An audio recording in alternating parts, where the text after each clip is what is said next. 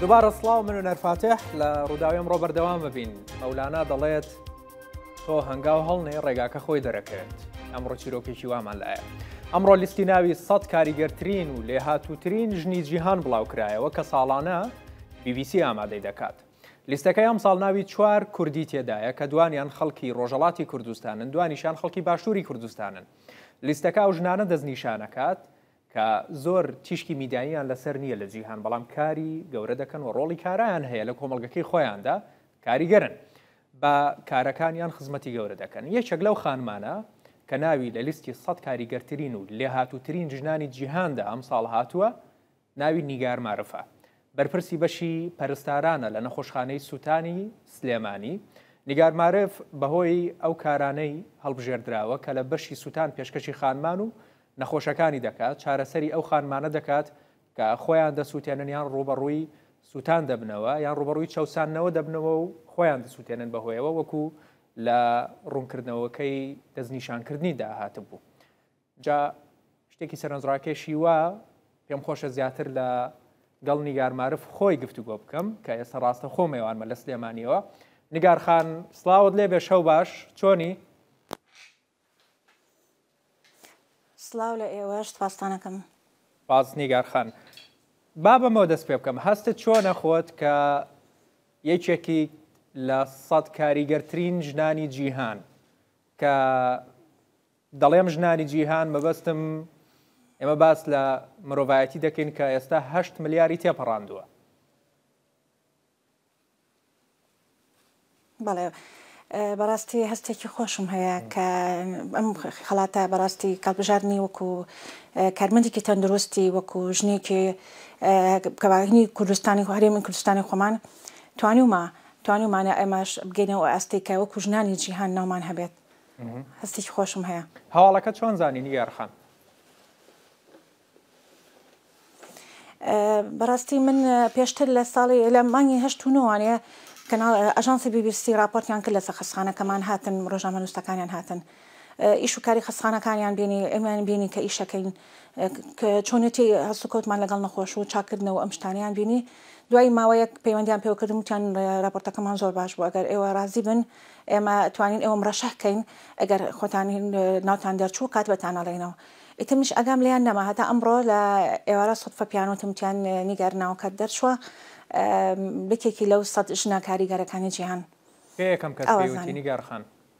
چۆن هەواڵەکەت زانی؟ کەناڵی ڕوودا و کاکسەمانی بەڕێبەتی تەندروستی سلێمانی پەیوەندی پێوە کرد بووم، بەس من چکۆ لە عیادە بووم وکاتە جوابی تەلەفۆنەکەم نایەوە، ڕقەمەکەم لارم بوو بەڕاستی یەکەم جار دوایی کە بە ماسنجەر بینیم وەسەرم کاکسامانە ئەجا کەناڵی ڕووداویش پەیوەندی پێوە کردم. کەواتە ئەو کاتێک کە ناوت دەرچوو بوو لە یەکێک وەکو یەکێک لە 100 کاریگەرترین ژنانی جیهان تۆ لە کارا بووی، ئەگاشت لێ نەبوو؟ لە دەرەوە بووم، نەوەڵا لە داوام تەواو بوو، لە دەرەوە بووم، لە خەستخانەیەکی تر بووم بۆ ئیشی نەخۆشێک چوو بووم، نەخۆشێکی خۆم. باش، چۆن بوو کە هەڵبژێردرای وەکو یەکێک لە 100 کاریگەرترین ژنانی جیهان نیگار خان؟ بەڵێ ئاژانسی BBC هاتن لە ڕێی ئەو ڕۆژنامە نووسەوە کە بۆ ماوەی 3 ساڵ زیاترێکە خۆبەخشانایەتە ناو نەخۆشخانەکەمانەوە نەخۆشەکان ئەبینێت، چۆنێتی چارەسەرکردن و چاکبوونەوەی نەخۆشەکانی بینی. ئەو ڕۆژنامە نووسە خۆی لە قسەی لەگەڵ نەخۆشەکانە کرد کە ئەمە هەست و کۆت و جاینمان لەگەڵ نەخۆشەکان چۆنە، دوای ئەوەی کە چاکە بوانێ ئەچ قسەی لەگەڵەکردن پەیوەندی پێوەکردن. ئەو ڕۆژنامە نووسە ئەو پەیوەندی کردبوو بە ئاژانسی BBC وانە هیوتبوون کەوا نەخۆشخانەیەکی ئاوا هەیە کە ئاستی چاکبوونەوەی نەخۆش بە پێی داتا بە پێی ئامارەکان ئاستی چاکبوونەوەی سوتایی لە نەخۆشخانەکەمانە لەخوا بەزای بە زۆر بەرزە بە هەوڵ و توانایی پزیشکە پسپۆڕەکانمان و کارمەندە تەندروستەکانمان کە توانیویانە ئاستی چاکبوونەوەی نەخۆشی سوتە و بگەێنە ئاستێک کە زۆر دڵخۆشکەرانە بێ کە لە ئێستا لە عالەمان لا نەخۆش لە 140 لە 150 ینی لا ئەوان چایبەتەوە بە هەمان شێوە لا ئێمەش لە 140 لە 150 و 55 لە 160مان هەبوو چاک بۆتەوە لەخوا بەزای بێ. ئەمە وای لێ کرد ئاژانسی BBC پەیوەندیان پێوە کردینەوە جارێکی تر ڕۆژنامە نووس و کادیرەکانی خۆیان هاتن ناو خەستخانەکەەوە ئەو ڕیپۆرتاژێکی کەیان کرد. بە چ بەشێکی ئەم هەڵبژاردنت نیگار خان لە هەموو شتێکی دیکە دڵخۆشتری؟ کام بەشی ئەم دەستکەوتت زۆر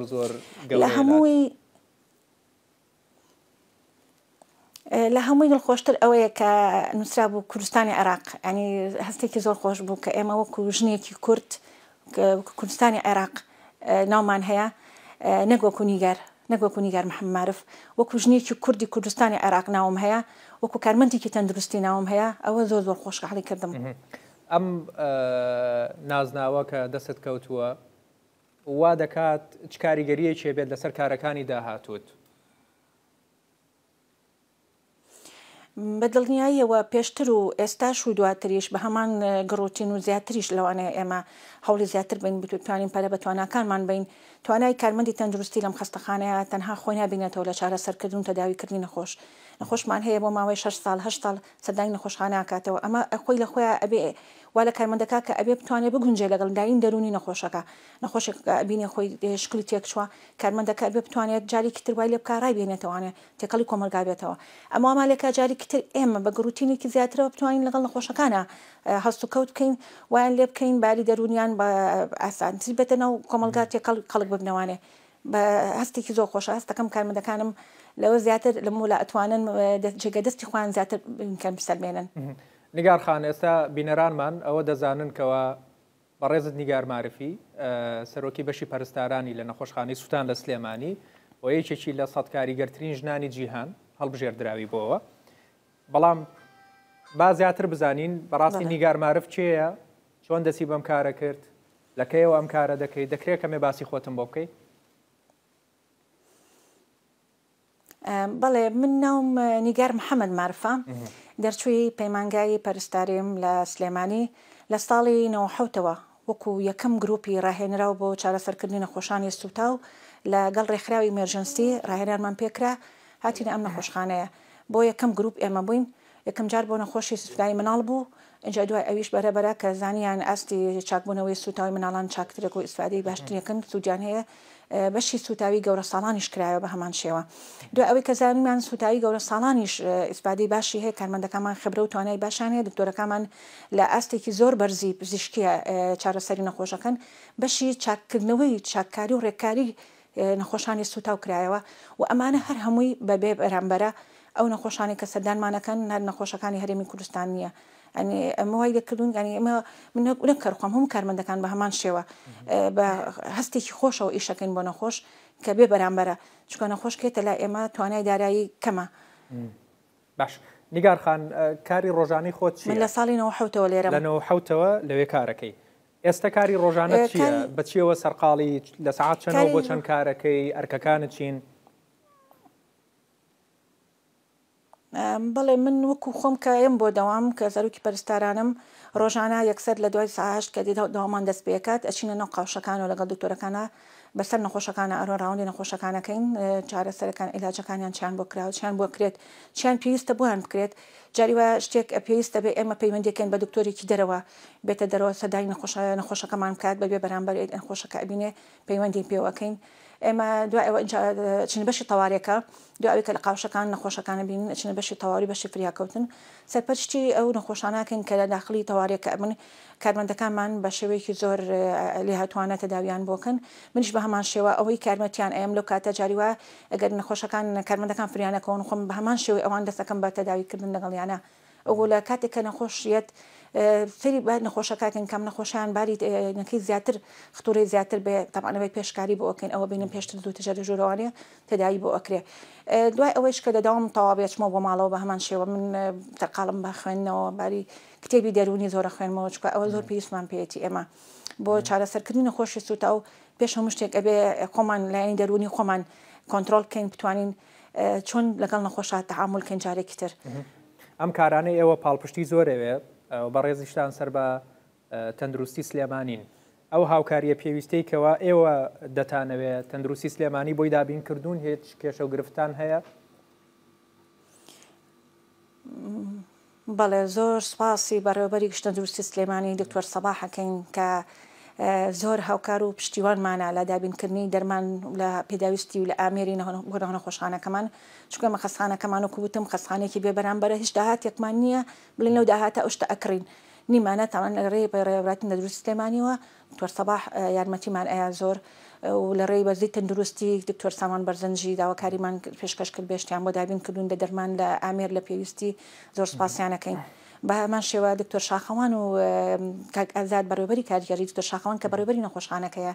لەگەڵ کاک ئازاد بەڕێوەبەری کارگەری نەکرد لە ڕێی پەروەردەی تەندروستی سلێمانەوە لە ڕێی خێرخوازانەوە جاری وایە دکتۆرە ئیخسائیەکانی خۆمان لەناو خۆیانە هاوکاری ئەکەن پارەکە ئەکەینەوە لە ڕێی ئەوانە ئێمەشت بۆ خەسخانە ئەکڕین یعنی جاری وا بوجەکەمان بودجەی نەسری خەسخانەمان بەشی ئەو ناکە بتوانین پێداویستی خەسخانە بکڕین ینی بۆمان دابین ئەکەن ئەوان لە ڕێی خێرخوازی و جاری وایە خوان پارەکە ئەکەنەوەش ئەکردن ئێستا حاڵی حاضر بن مجموعەیە پارەمان لە دکتۆرەکانی خۆمان پاریان کۆ کردو دکتۆم قات و جل بۆ کارمەندەکان بکڕم بەڵام خۆشبەختانە دکتۆر سەباح و عەدی پێیاوین کە خۆیان بەڕێوەبەری تەندروستی جلمان بۆ دابین کە ئەو کاتی ئەمە ئەو پارێکەماوە بۆ کۆمان کردوێتەوە کە هێشتا بەشی ئەوەی ناکە بن 50 قاتی پێ بکڕم ئەتوانم بێم بە شتێکی تر بۆ خەسخانەکە بین بە دەرمان بین بە شتێک کە پێویستمان پێ بێت و لە سەحەبمان نتوانین دابینی کەنیا بەشمان نەکایە نەبێ لەناو بەڕێوەبەری تەندروستیە ئەتوانین ئەوەی پێدابین بکەین بەڵام لای خوا بەزابێ هاوکاریمان زۆر کراوە. نیگار خان زۆربەی ئەو نەخۆشانە یان ئەو حاڵەتە سوتاویانەوە داواکارەکان دێمە سەری بەڵام دوایان پرسیارە ئەو حاڵەتە سوتاویانەی کە زۆرترین یەنە لای ئێوە لە نەخۆشخانە چین چ جۆرێکن؟ نەخۆشی سوتاوی چەند جۆرێکی هەیە نەخۆشی مناڵمانەیە بە ئاوی گەرم بە کاتی لە یاریکردنە ئەسووتێت لە شۆتی کارەبا خەڵک ئەسووتێت لە ماڵەوە جاریوا ئاگرەکەوێتەوە جاریوا سەسوتاوی غاز بەداخەوە سەسوتاوی غاز زۆر بووە هەر لەم چەند ڕۆژەی پێشوە چەند نەخۆشێکمان بۆ هاتووە لە ماوەی ڕۆژێکە لە ڕۆژێکا 4 نەخۆشمان بۆ هاو بە سوتاوی غاز سوتاوە ئەمڕۆ بە هەمان شێوە دووستێک کەس حاڵەتمان بۆ هاتووە بە سوتاوی غاز تەقینەوەی غاز سوتاوە سوتاومان هەیە بە ئاگر کەوتنەوە سووتان لە کاتی کارگەکان کرێکارەکان کە ئیشەکان کارگەی ئاستن ئەو کرێکارانە ئەسووتێن ئەوانەمان بۆیەت کرێکارە بەیانەکان کە لەو معاملانە ئیشەکان سوتاوەکان ئەو بۆ شێوەیە یەتە لای ئێمە. بەڵێ دیگار خان کە هەڵبژێردراوی باز لەوە کراوە کە بەڕێزە چارەسەری ئەو ژنانەش دەکەی کە بەهۆی چەوسانەوە خۆیان دەسووتێنن چۆن مامەڵە لەگەڵ ئەو جۆرە کەیسانەیەکەیت و ئەو جۆرە کەیسانە بەڕێز لە 1990ەوە ینی لەم بوارەیە کارەکەی زۆر بوونە کەم بوونە ماگانە چەند کەیسی واتان هەیە؟ بەڕاستی بیڵێم کە من ئێمە لە ساڵی 90 کە ئەم قاوشانە کرایەوانەوە سوتاوی ژنان و سوتاوی مناڵانیشمان زۆر بوو یعنی جاریوە قاوشەکان جێگامان نەبەوە بە تایبەتی سوتاوی ژنان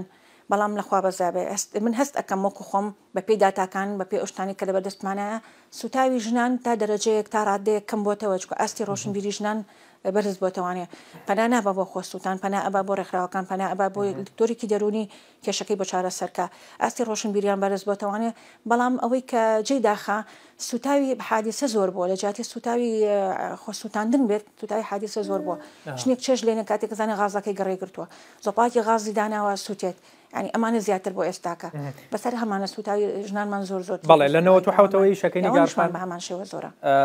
چیرۆکەکەیە کە لە یادن دەچێتەوە بەڵێ لەنەوە حوتەوە من یەکەم گروپم زۆر چیرۆکی خۆش و ناخۆشیشمان هەیە چیرۆکی ناخۆش ئەوەیە کە من ڕۆژێکیان ژنێک سوتا بوو هاتە خستخانە ئەنی زۆر ناحاڵەتێکی ناخۆش بوو دو ئەوەی کە شڵتەکە قسەی لەگەڵ کرد بەس من لە ژوورۆ لەگەڵ یان مامەوانێ وتی من مێردەکەم سووتانومی زۆرم پێ ناخۆش بوو تقریبا تا مانگێک لە ماڵەوە خەوم لێ ناکە و کە ئەوی مێردەکەم سووتانیمی و تەسویریشی کردم بە ڤیدۆ ئەوە زۆر ناخۆش بوو بەڵام ڕووداوێکی خۆش ئەوەیە کە نەخۆشێکم هەبوو لە قەڵاتزیەوە بوو کچێکی 18 ساڵ لە ساڵی 99 بوو ویستیان بە زۆر بیان بەشوو خۆی سووتان بوو ماوەیەک زۆر لە خەستخانە مایەوانێ بەڵام هێشتا شتی ما بوو چاک بێتەوە وای لێ هاتبوو ئەی جارێکتر خۆی بسووتێنێتەوە من نیۆڕۆکە هاتم بە دەوام هەستم کرد باری دەرونی تەواو نییە کەوت مراقبم زۆر ئەکرد زیاد لە حەر قسەم نەگەڵە کرد لە کاتێک عیلاجکردن عیلاجم ئەکرد بۆ نەخۆشەکانی تر هەمی 5 دقەیەکی پێ نەچوو ئاڕوممایە چوومە سەریکەم پار بەڕافتەکەی ملی خۆی بلپێچەکەی مەلی سەری خۆی تون کردبوو خۆی شین کردبوو ئەویست خۆی بخینکێنە جارێکی تر نم ئەزانی بە هەموو قوتی خۆم ئەویست ئەو گرێ بکەمەوە کە گری لێە وەم نەئەکرایەوە ئیتر نازانم چۆن توانیم ئەو گرێ بکەمەوانێ نەخۆشەکەم هادی کردەوە جارێکی تر خێرا ئۆکسیژنمان بۆ دانا دکتۆرەکانم بان کرد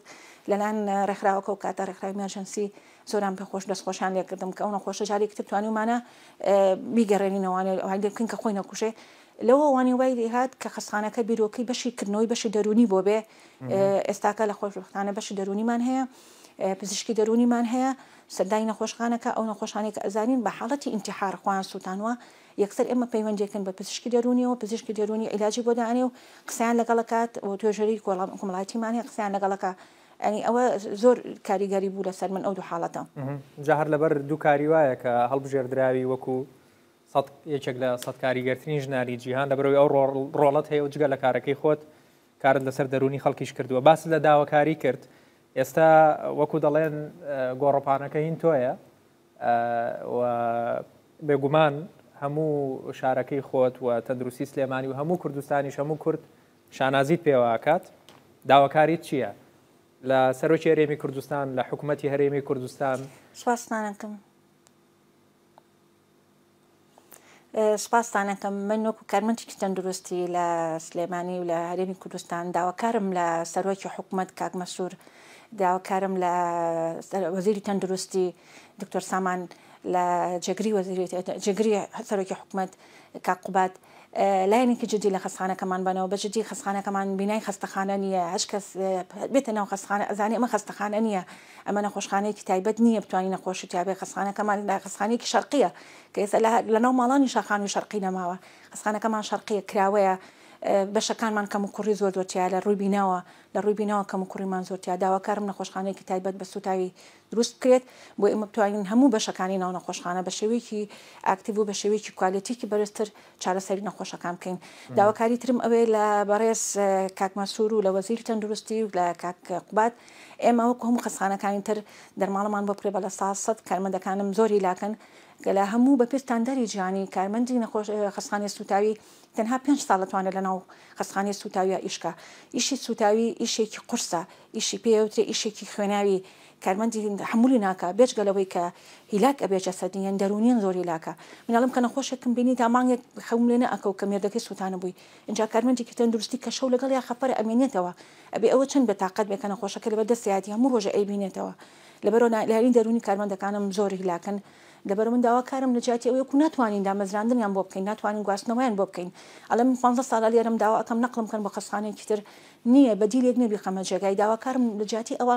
ئاورێکمان لێبنەوە من بتوام دەرماڵێکیان بۆ دابین بکەم لە ساسە بۆی کارمەندەکە هەست بۆ بکە کە پێزانینێک بە ئیشەکەی هەیە داوانەکە بیۆزرێتەوە هەستکە پێزانینێکی بۆ کردووە مقابلی ئەو ئیشەی کە ئەیکات پێی ئەزانین بۆی بمێنێتەوە لە شوێنەکەی خۆی و ئیشێکی باشتر بە کوالیتێکی باشتر پێشکەشی نەخۆشەکان بکات داواکارم لە سەرۆکی حکوومەت کاک مەسوور لە وەزیری تەندروستی لە کاک قوبات لە وەزیری بەڕێز دکتۆر سەباح کە زۆر چەند جار داوامان لێ کردووە هەوڵی بۆ یاوین ئەوەی دەتوانێت ئەوانە بۆ کردویانە بەڵام ئەمەی کە ئێمە داوای ئەەکەین بەڕاستی توانای سەر و ئەوانەوەیە ئەبێ کاک مەسوور بەڕاستی هەوڵمان بۆ بە ئیشاءالله بشکم بۆی وەکرێ کارمەندەکانی مەشک و خەستخانەکانی تر کە بوویان کراوە بە لە ساسەت بۆ ئێمەش بکرێ بە لە ساسە بۆ ئیتر ئەو گلەیە نەمێنێت چکە ئێستا خۆتان نەزان ئەگەر ئەم حاڵەتی تەقینەوەی شۆفازەکە کە لە خەستخانەی شار بوو چەند نەخۆش لە خەستخانەی شار بوو سوتا بوو ڕۆژانە کارمەندی ئێمە بە توانای خۆیان ئێمە لێرەوە بە سەبەتە دەرمان و گۆز و شتمان حازرە کرد کارمەندەکە لێرە بە سیارەی خەستەخانە جاری وای بە سیارەی خۆیان ئەچون بۆ تەدایی بۆ خەستخانەی شار و ئاهاتنەوە بە درێژایی ئەم فترێتە ئەو نەخۆشانە چاپون و کارمەندی ئێمە بەڕێگاوە بووە یعنی ئەمە یوالێکە کارمەندەکە مستحقی ئەوە بێکە مقابلی ئەوە دەرماڵەیەکی بە مقابلی ئەوە شتێکی پێوێت کە لە چاو خەستخانەکانی تراجیاواز بێ بەڵێ باسی بینات کرد بە دێمە سەر هەردوو خاڵەکە بینا و دەرماڵش ئەوەندە کەیستان هەیە ڕۆژانەیان با بڵێن هەفتانە کە پێویستان بە بینایەکی تایبەتە بێ نەخۆشخانەیەکی تایبەت لە سلێمانی بۆ سوتاوی چکە ئەوەندەی من دەزانم ئێستا لە ئیمەرجنسی سلێمانی ینی بەشێک لەوێن خەستخانەکەی مەچکە بەس نەخۆشی خۆمانی تیانێ نەخۆشەکانی خوار و دەرەوەی خوار و ناوڕاستی عراقشمان بێت یعنی جاری وە ئەگەر بێت سیرکە نەخۆشەکان ئەوەی کە لێرەیە ئەگەر 15 نەخۆشی سوتاومان هەبێ لە 60 لە 50 لە 80 هەبێ سوتابێت دەرەجە سوتاوەکەی زۆر بینی خوار و عێراقا هینی ناوڕاستی عێراق عەرەبەکانن ئەزان لێرە خەستخانەکە بەبێ پارەیە یەنە ئێرە ناتوان لای خوان چارەسەر وەرگرتن لای ئێمە ئەزانن کە لێرە نەخۆشەکە چاک ئەبێتەوە نەخۆشی لە 150 هەبواتۆ ئێرە چاک بۆتەوە نەخۆی نەقلەکە بۆ لای ئێمە یێتە لە کەرکووکەوێتە لای ئێمە ئێمەش خۆ ناتوانین بڵین وەری ناگرین وەریان ئەگرین ڕاستە ئەگەر نەخۆش خەستخانەکەمان بڵین 5 نەخۆشە 6 نەخۆش داخڵ بوو بێ ئەم 6 نەخۆشە وایە بڵێ وەکو وایە بڵێ 50 نەخۆشی تیابێ چکە هەر نەخۆشێکی ئێرە کە ئەمێنێتەوە بۆ ماوەی 2 مانگ بەلایانی کەمەوە بۆ ماوەی 3 مانگ جاریوان نەخۆشمان ئەمێنێتەوە ئەنجا ئەتوانێ بڕاتەوە بۆ ماڵەوە چکە سوتاوەکەی لە 100 لە 145 هەیە و ئەوە نییە بڵێ یەکسەر بە هەفتەیە چاکە بێتەوە وەکو نەخۆشێکی تر نییە بڵێ عیلاجێکی و تاو چاک بۆ بێ چەند جار ئەمەلیاتی بۆ کرێ نەخۆش هەیە لە ڕێی پزیشکەکانمان تا ئێستا 20 ئەمەلیاتیان بۆ کردووە دو ئەوەی کە چاکیش بۆ تەوانێت بە درێژایی 2 ساڵ 3 ساڵ سەردانی نەخۆشخانە ئەکات جوانکاری بۆ ئەکرێ ڕێککاری بۆ ئەکرێ بووی بتوانێت جاری دەستی بەکاربێنێ قاچی بەکاربێنێتەوە بتوانێت ئیشی خۆی بکە ئەمە وا لە خستانەکە کە مستەمر نەخۆشی هەبێ ئەوە نییە بڵێ لە بەرەوەی خستانەکە ئێستا من دەنەخۆشی هەیە تاو خستانەکە پێویستی بۆ نییە بەعکسەوە پێویستی زۆر بێتی کە خستانێکی تری بۆ بکرێتەوە بۆی ئێمە بتوانین بەشەکانمان بە شێوەیەکی پرۆفشناڵتر بە شێوەیەکی کوالیتیکی باشتر ئێمە ئیشەکانمان بکەین نیگار خانداوات بەلەدەی مناڵپارێزە بەشێکی تازە بەشێکمان بۆ کراوەتەوە باش باسی دەرماڵات کردوتت بە ئێمەش چاکردنی لێی مناڵانمان بۆ کراوەتەوە بڵێ باش وتە دەرماڵەمان بکرێ بە 100 دەرماڵی ئێوە ئێستا چەند لە 100 و بۆچی لە 100 نییە ئێستا وەکو هەموو کارمەندی خستخانەکانی ترە نەخۆشخانە ئامەکان کە لە 150 هەیە هەر لە عێراقش کراوە عێراق کراوە بە لە 180 ئێمە لە 150 ینی کارمەندی خستخانەکانی عێراق کراوە بە لە 180 دەرماڵی ختوڕیان ئێمە لە 150 وەکو خستخانەکانی هەناوی و ئەوانی ترە بەڵام خستخانەی شەهید سەلاح خستخانەی دەرونی خستخانەی هیوە ئەمانە هەموو لە سایان هەیە کارمەندێکی سوتاوی کە تەداوی سوتاویەکە هیچی ئیشەکەی کەمتر نییە لە شوێنەکانی تر نیگار خان ویستم لەوێ باسی داواکارەکانت بکەیت ئەمە بێمەوە سەر بابەتەکە ئەم ناوبانگەی خۆت ئەم دەستکەوتەی خۆت چۆن بەکارەهێنی لە ژیانی خۆتا لە ئیشی خۆتە بە تەمای هیچ فکرەیەکت هەیە هیچی وایەکت هەیە خەونێکت هەیە پرۆژەیەک لە بوارەکەی خۆت جێبەجێکەی بەڵێ ئێستا من وەکو خۆم پێشتر و ئێستاش و بە داهاتوشە بە هەمان شێوە بە هەمان گروتینی خۆم زیاتر بەردەوامە بن لە کارەکانم لە ئێستا ئێمە لە خولەکان لە مانگینەوە لە خولێکی ئەبدێتکردن و پێدانی زانستیەکەمان کە هەمانە چکە زانستی پزیشکی بەردەوام لە گۆڕانکاری و تازەگەریە ئەو خولانەمان تەواو کرد جارێکی تر بێ ئێمە کارمەندەکانی کە لە خستخانەکەمان جارێکتر ئەو خولانیان پێ بڵێم و پیان بڵێم ئەمە شتی تازەیە لەمۆلا ئەم تەداوی بەم شێوەیە کراوە بەم شێوە ئەیکین ئیشەکەمان بەمە کردووە بەم شێوەیە چاکسازی تیاکرا و ئیشەکە گۆڕاوەبەوە بەردەوام ئیشەڵا نی زانستی لە بەرەو پێشچوونایە ئێمەش بە هەمان شێوە بە هەمان گروتین لەگەڵ کارمەندەکانمانە بەردەوامە بین وەکو خاتونێک چی بەو کەسانە دەڵێ کە خەونی گەورەیان هەیە دەیانوێت لە ڕۆژە لە ڕۆژان بگەن بە ئامانجی گەورە بەڕێز گەیشتە بە ئامانجێکی زۆر گەورە پەیامت چییە بۆ یەکەم بۆ ژنان و بۆ کەسانی دەیانوێت بگەن بە خەونێکی گەورە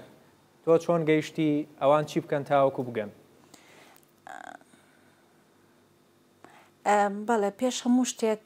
ژنی کورد هیوادارم باوەڕی زیاتری بەخۆی بێت چاوی لە دەستی بەرامبەر نەبێت چاوی لە حکومت نەبێت شتی بۆ بکات ئەبێ خۆی بوونی خۆی بستەلمێنێ پێش هەموو شتێک باری ڕۆشنبیری توانای ڕۆشنبیری خۆی ئاستی ڕۆشنبیری خۆی بەرز کاتەوە کە ئاستی ڕۆشنبیری بەرز بۆ خۆی لە خۆی ئاستەکە بۆ بە کەسێکی تر پێستی بەو نابێت دەستی بگری ئیشی بۆ بکەی خۆی توانێت خۆی دامەزرێنێ خۆی ئەتوانێت کار بە خۆی بدۆزێتەوە من بۆ نەخۆشانش کە خۆیان سووتانەوە جارێکی تراتنوتەوە کۆمەلگا داوان لێکم بێ ئومێد نەبن نەئومێد نەبن جارێکی تر بتوانن لەگەڵ کۆمەلگا تێکەڵ ببنەوەوانێ ئەگەر گلەیەکیان لە کۆمەلگا هەبوو بێ کە پشتگوێی خست بێتن جارێکی تر ئەوان بتوانن تێکەڵی کۆمەلگا ببنەوە بتوانن جێدەستی خۆیان دیار بێ خۆشبەختانە ئێمەش زۆر بینیمانە کە سەژنانی دەزەنگیرمان هەیە توانی وەران جێدەستی خۆیان دیار بوون تیاشانە هەیە لەو کە نەخۆشمان هەبوو نەخۆشی سوتاو بووە چاک بۆتەوە دو ئەوەی چاک بۆتەوە ئێستاکە ئەو ئیشانە ئەکا ئێمە دەستخۆشیان لێکەین ئایان بینین و کەێنەوە لە خساردانی خستخانەکەمانەکەن من زۆر خۆشحاڵم کە ئەویان بینم مجارێکی توانیوانە جێدەستیان دیار بێ ڕێز نیگار معرف یەکێک لە 100 کاریگەرترین ژنانی جیهان کە ئەمڕۆ هەڵبژێردراوی زۆر سپاس بۆ بەڕێزت پیرۆزە لە تۆ بەو هیوایەکەوە کاری مەزنتریش بکەیت بەو هیوای ببیتە سەرچاوی ئیلهام و سروش بۆ کەسانی دیکەش کە دەتبین و گوێیان لێتە زۆر سپاس دەکەم میوانی ڕوودا و ڕووداوی ئەمڕۆ بووی سپاس.